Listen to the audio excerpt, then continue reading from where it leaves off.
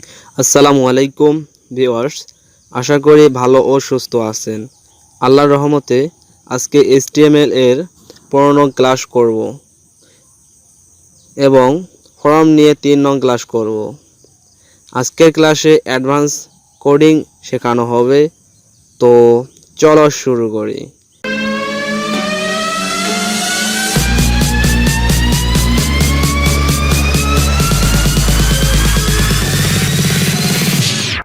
তো এখন আমাদের কোডিং ফাইলটি ওপেন করি। তারপর এখানে একটি ফোল্ডার তৈরি করি, নাম দেই ক্লাস 15। তারপর ওপেন করি। তারপর এখানে একটি টেক্সট ডকুমেন্ট তৈরি করি এবং নাম দেই ক্লাস 15.html। তারপর এডিটর এ চলে যাই। এখানে লিখি HTML5 লিখে ট্যাব ক্লিক করি। এভাবে আসবে। এখানে টাইটেল লিখি, তারপর এখানে লিখি ফ্রম লিখে ট্যাব ক্লিক করি। এভাবে আসবে। এখানে এন্টার দেই। তারপর লিখি ফিল্ডেস্ট লিখে ট্যাব দেই। এভাবে আসবে। তারপর এখানে এন্টার দিয়ে লিখি ল্যান্সড লিখে ট্যাব দেই। তারপর এখানে লিখি পার্সোনাল লিখে ক্লোন লিখি। এখন এখানে লিখি লেভেল। তারপর এখানে লিখি এফ নেম। তারপর এখানে লিখি ফার্স্ট নেম ক্লোন। এখানে লিখি ইনপুট টাইপ। তারপর এখানে টেক্সট লেখা থাকবে। এখানে স্পেস দিয়ে লিখতে হবে আইডি লিখে ট্যাব দিতে হবে। তারপর এভাবে আসবে। এখানে এফ নেম লিখতে হবে। এভাবে লিখি নেম। তারপর ভ্যালু এর এখানে লিখি নামের প্রথম অংশ। এখন আউটপুট দেখুন। আমাদের ফর্ম এর কন্ডিশন কিভাবে নামের প্রথম অংশ লিখতে হবে সাজেস্ট করেছে। তো এখন যদি ভ্যালু লেখাকে কেটে দেই, দেখুন এখানে ফাঁকা হবে বক্সটি। তো একই নিয়মে লাস্ট নেম লিখি, এখান হতে কপি পেস্ট করে। এখন এখানে শুধু এফ নেম এর পরিবর্তে এল নেম লিখি।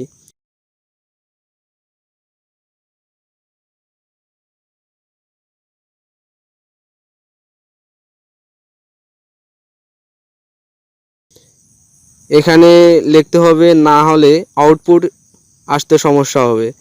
তো এখন এখানে বিআর ব্যবহার করে স্পেস তৈরি করি। তারপর লিখি ইনপুট লিখে ট্যাব ক্লিক করি। তাহলে এভাবে আসবে। এখানে টাইপ এ টেক্সট এর পরিবর্তে লিস্ট লিখি এবং এখানে লিখি, তারপর লিখি নেম লিখে ট্যাব দেই। তারপর লিখি ব্রাউজার। এখানে লিখি ডিটেলস লিখে ট্যাব ক্লিক করি। এভাবে আসবে। এখানে এন্টার দেই। তারপর এখানে লিখি অপশন লিখে ট্যাব দেই। তাহলে এভাবে আসবে। তো এখন আবার এখানে স্পেস দিয়ে লিখি আইডি লিখে ট্যাব দেই। এভাবে আসবে এখানে। তারপর লিখি ব্রাউজার। এখান থেকে ভ্যালু এর এখানে লিখি বিভিন্ন ব্রাউজার এর নাম, যেমন Mozilla, internet explorer, Opera menu. আবার এখানে লিখি, এভাবেই লিখতে হবে। প্রয়োজনীয় কপি পেস্ট করে লিখি।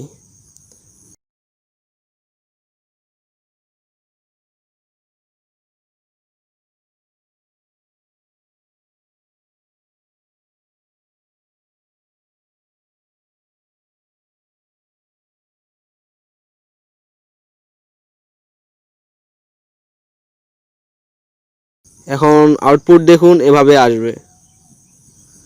এখানে ক্লিক করলে এভাবে আসবে। এখানে সিলেক্ট করতে পারবেন।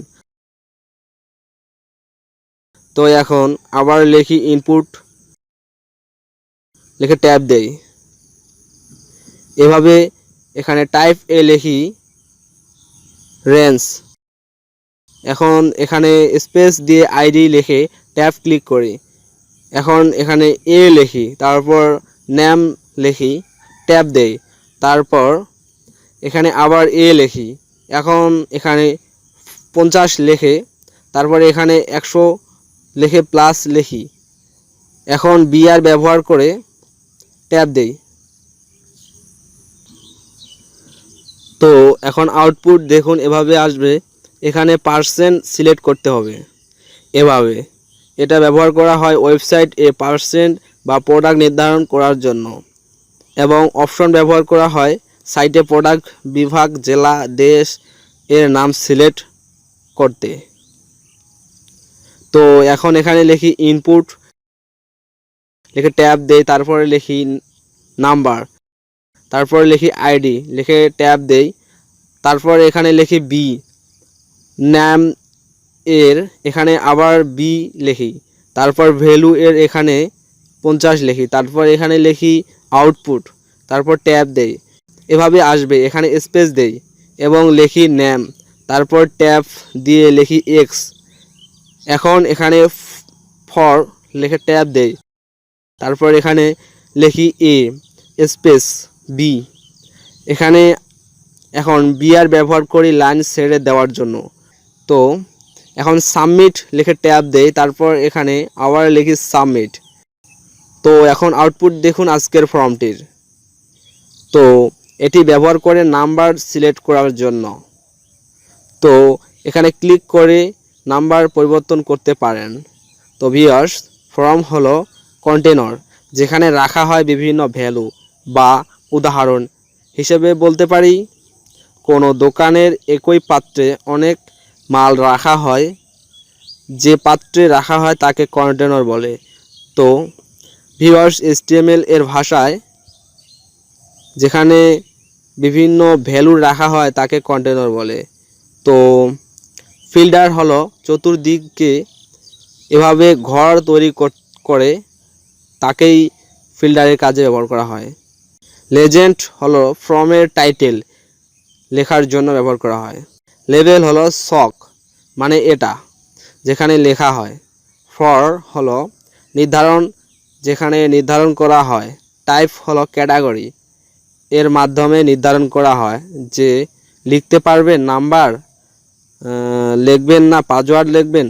তো এখানে লেখা হয় কোন বিষয়ে লিখতে পারবেন। আইডি হলো ছকে কি লিখবেন তা নির্ধারণ করে।